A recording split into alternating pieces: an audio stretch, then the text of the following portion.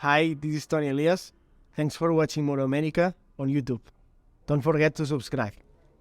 Time to go racing here, and as always, the red lights are on. When they go out, we go, and we're green, just that fast.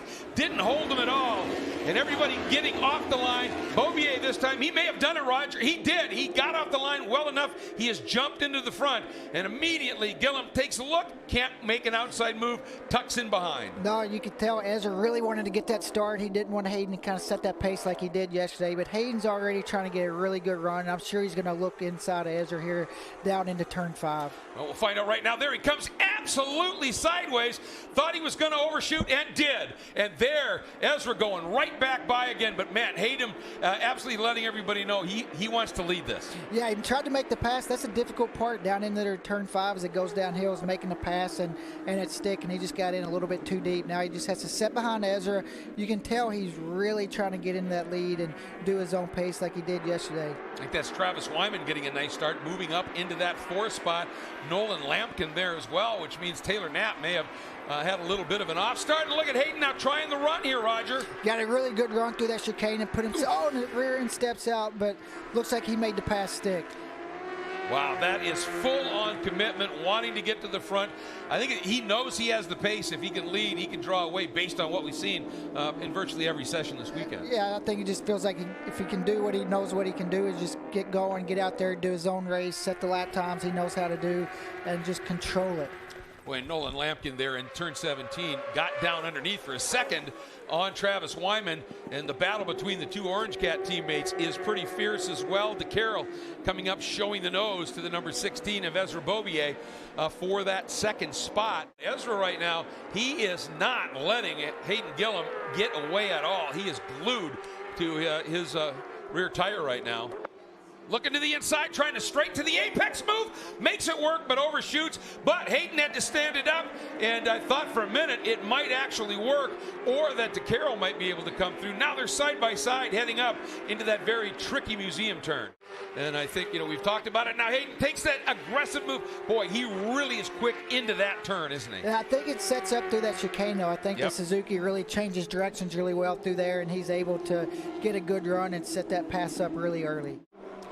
All right, and right now, Nolan Lampkin trying that straight line down to the inside of Wyman down into turn 5, and wasn't quite able to get it done. So Michael Hill at this moment, Travis Wyman hangs on to that 4th spot.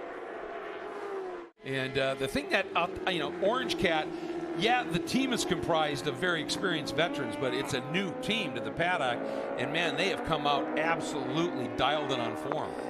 Winning the first 2 races at Atlanta and then have both their riders again on the podium yesterday is just a great start of the year.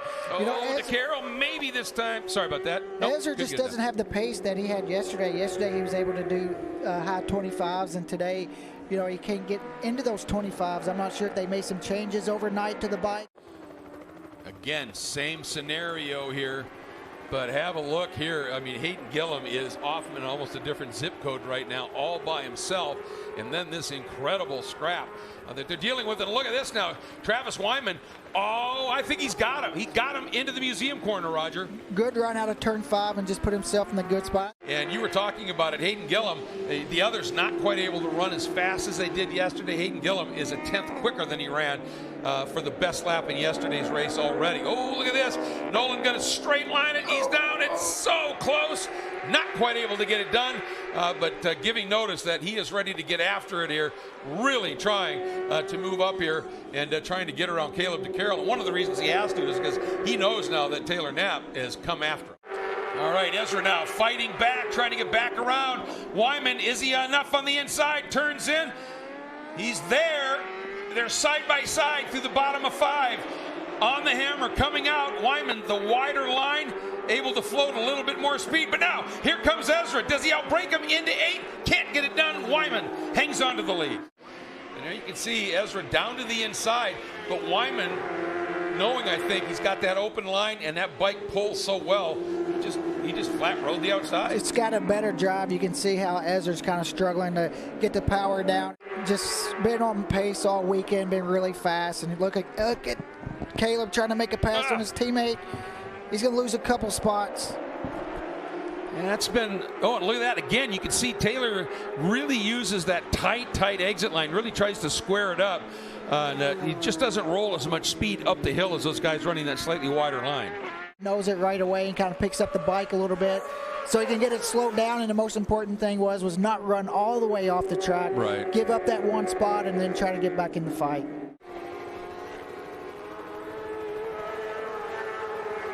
Just watching them use every ounce of racetrack here to flow speed through these sections of track, and then up through this section and up and over this rise, and the bike gets so light right here. And this group actually looks like they're kind of bringing Travis back into the picture. You know, who's going to have the best setup as we see Ezra trying to make a move. There it is. Into turn 5. Can he hold it?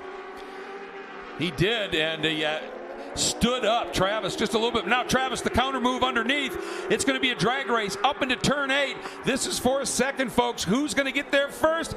Ezra Beaubier has done it. He's back into second. But look, Lampkin and DeCarroll now in Knapp it's a group covered by the proverbial blanket right again. All right. So now Beaubier and Wyman, a little bit of breathing room, and look at DeCarroll down to the inside. Well, he's tried that approach into one many times, and this time he gets it right, but having a problem is the 127 has come off the bike. That's Dario Chavarro out of Bogota, Colombia on the Posmax Legendary Meets. So DeCarroll, and we saw this yesterday, the longer we got into the race, relative to the others, the more that DeCarroll kind of came alive. And Taylor Knapp working on the inside here of Lampkin.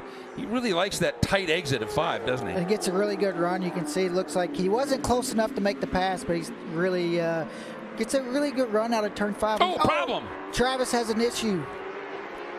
Hand up in the air, suddenly slowing.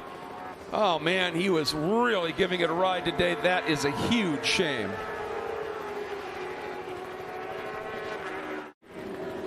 Well, that now, of course, elevates everybody behind him. So it's Gillum, Beaubier, Wyman is out. So Lampkin now up into 3rd, DeCarroll into 4th, and Taylor Knapp completing your top 5 at this point. And coming up and working through some traffic as well. It is 7 seconds plus for Hayden Gillum out front of the Beaubier-DeCarroll battle. That's going to determine the spot on the final 2 spots on the podium unless something happens here. And then there's now another 0.4 of a second or so back to the Lampkin-Knapp battle, which is equally good. But DeCarroll right now attacking on Ezra. Obviously down with his brother Travis, and Travis off having a sit and explaining what's going on here. And let's see, DeCarroll, he made this move work last time. Can he do it again down into 1? And Ezra just floats enough speed in that he can turn around him and lead. He's in the low 126s, and there's only one other bike that's been in the 26s, and it's a high one. That's Caleb DeCarroll as we are on our last lap. Hayden Gillum looking at a potential sweep of the weekend if he can just complete one more lap around this really tricky Barber Motorsports Park. Up and over the rise, a little bit of traffic up in front of him, but he's got a big enough margin that he could be nice and patient and comfortable. But behind him, it's a whole different deal. Was Caleb close enough this time? Not quite. One thing for Caleb, too, it's his teammate, so he can't be overly aggressive and risk taking them both out. And pretty equal there as they drive up and out. Caleb again looking to the inside, but not quite. I wonder if he's going to give it that shot, really get that run through the chicane that's coming up here, and then try and get underneath him into that last little quick left-right flick into the final set of corners here. He's good through here. I think you're right. Through this right-hander, he's going to try to get the best run he can and put himself on the left-hand side going into this next left-hander. He's going to make it. He's there. Now, does he hang on at the exit? He's got it. Beautiful move by Caleb DeCarroll. Orange Cat on Orange Cat, and Caleb DeCarroll in his first season in Stock 1000 maybe looking at a second place finish as Hayden Gillum comes out of the last turn to disrupt Suzuki and into a stand-up wheelie just for fun. Dominating the weekend, getting a sweep. Here we go at the line.